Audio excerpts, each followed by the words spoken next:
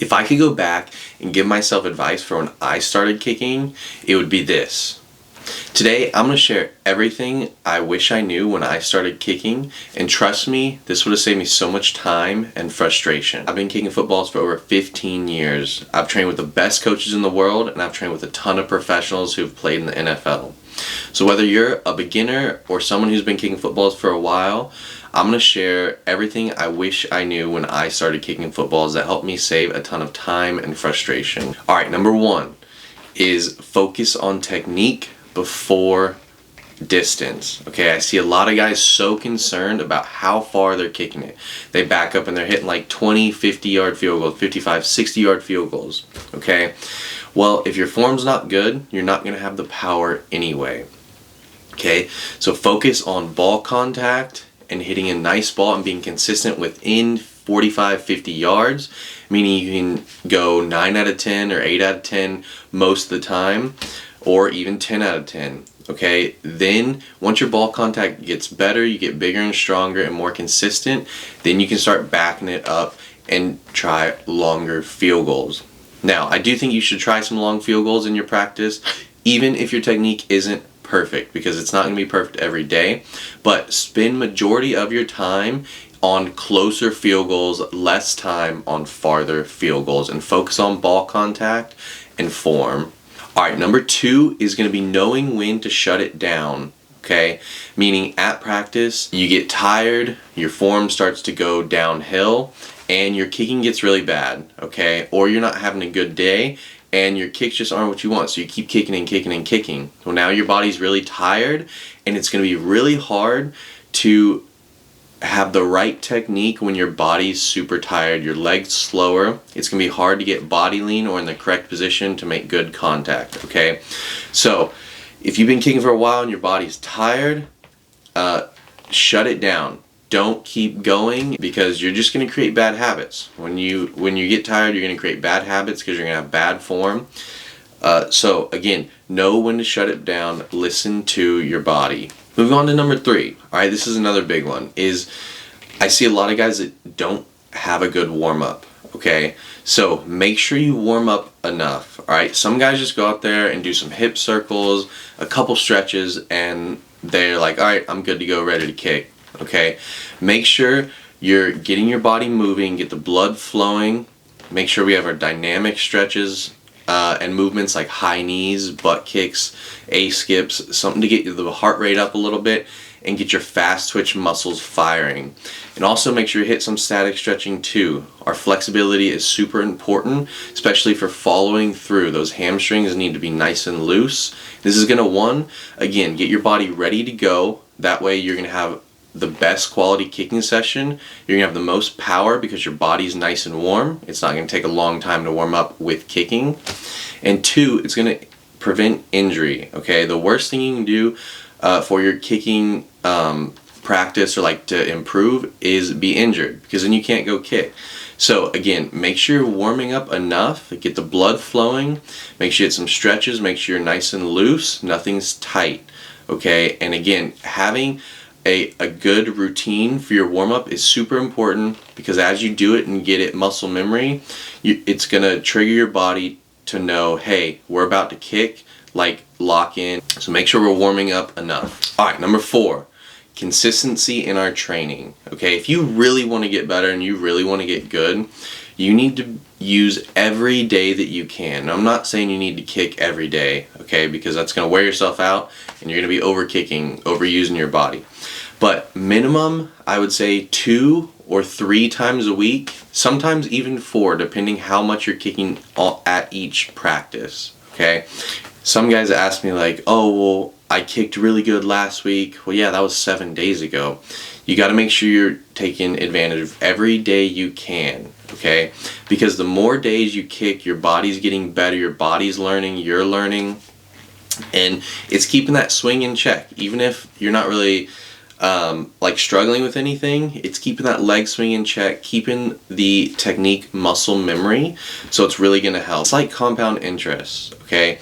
If you kick for a year straight and you kick 3 days a week, every week, you're going to be better in the long run than somebody who kicks every year and they kick maybe 4 days a week for a month, and then they take a couple weeks off and then kick 4 days a week for a couple weeks and then take a week off, you're gonna use every day and have consistent training and consistent kicking. And again, it's like compound interest. It's gonna add up over time to where if you have to compete against them at a camp or in college or something for the starting job, then all those consistent training days will add up, and you should have the upper hand because you've been consistent with your training, which will really help your kicking and improve your kicking. All right, number 5, be intentional at practice or have a plan. I see so many guys who go out there and they'll just warm up and then they'll just start kicking from wherever. They don't have a rhyme or reason why. It's just, all right, throw the ball out. We're gonna kick from here today, here, kick a bunch, and then call it a day. Okay, have a plan. So for instance, when I go kick, I hit my dynamic stretches, all that stuff. Then I go into a soccer goal if I have it, and I start with 1-steps. I hit about 5 1-steps. Then I hit a couple full approaches into the net, maybe like 3. Then I go back to around 33 yards, and I'll kick 2 full approaches on the right hash, 2 on the left. From there, then I'll start bouncing back and forth, moving my way back, and just testing the weather for the day, the distance, the turf, everything like that. And I consider that my pre-game warm-up. Okay, so once I do that, then I will get into a chart, is what I call it, which is like game kicks. I don't care how they go in, I need to make these kicks, and I'll do anywhere from like a 6 ball to like 10 or 12 ball chart, and just going 1 for 1 and trying to make all the kicks, okay? Because that's realistic. Like a game or a camp, you're gonna have to chart kicks and you gotta make them. So again, I have a practice plan. I know what I'm doing. Also, if you're working on something, I know what I'm working on. So if I know I'm weak on the left hash, then I'm going to spend some time in the beginning of my session kicking more from the left hash than the right to focus on that. So have a plan when you go to practice. Know what you're focusing on for the day. All right, number 6. Here's another big one. Learn from your film, okay? Or film yourself. Film when you go kick, all right? Even if you don't know exactly what you're looking for, film yourself. And then what I did when I was younger is I filmed myself, and then I'd go on social media and find clips of the pros, the guys in the NFL, and I'd screen record it, and then I'd put them side by side and just go through and see what they did that was so good and see how I can do that in my kicking, okay? You're going to learn a lot about your technique, and you're going to learn a lot just by what I call kind of being curious, okay? Trying to figure out, like, okay, this is what the pro's doing good. So one thing is like all of them have really good ball contact, okay? Well, how's their foot hitting the ball? Well, how's their foot getting to the ball? What does their swing look like? What does their plant spot look like? Where's their head and their arms? All this stuff, okay?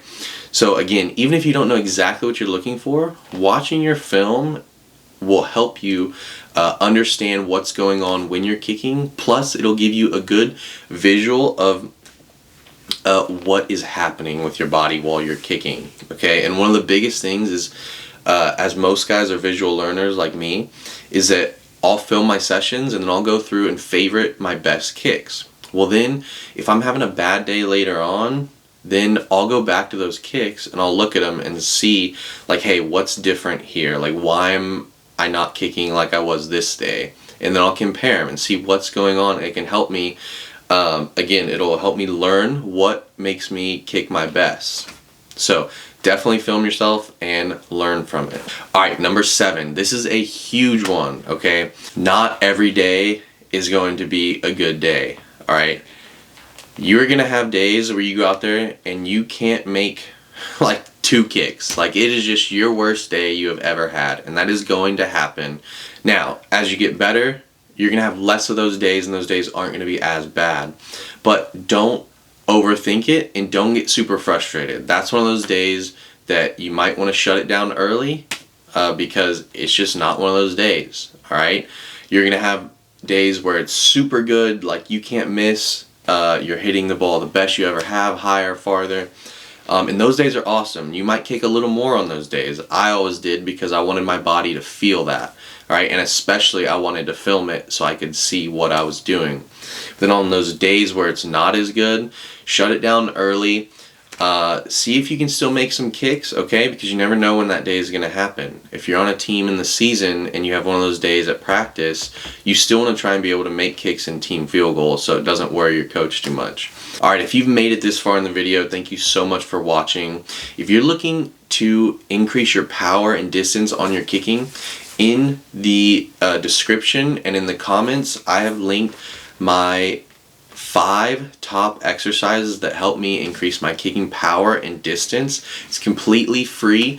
Definitely check it out if that's something you're working on, trying to increase your power and distance. Again, completely free. Click the link and yeah, use those exercises to your advantage. Throw them in your strength and conditioning routine, and I promise you're going to see some results. Alright, number 8.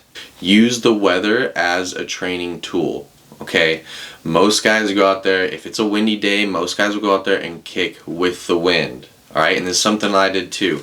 I would go kick with the wind because who doesn't like kicking with the wind? Alright, your ball is going farther, higher. A lot of times it can go straighter sometimes, and you're just crushing it so effortlessly. You can back up farther. It feels amazing, right?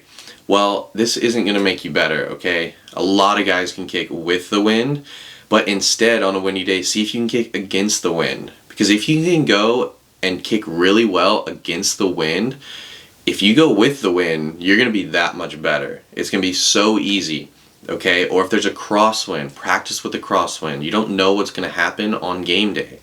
You know, the winds could pick up at halftime. They could pick up before the game. It could be a crosswind. You might have to kick a field goal into the wind. And if you've been training and using Mother Nature as a training tool, it's only going to help you because you're prepared for the situation. And again, it's more challenging. So you're challenging yourself, and in the long run, that's going to make you so much better.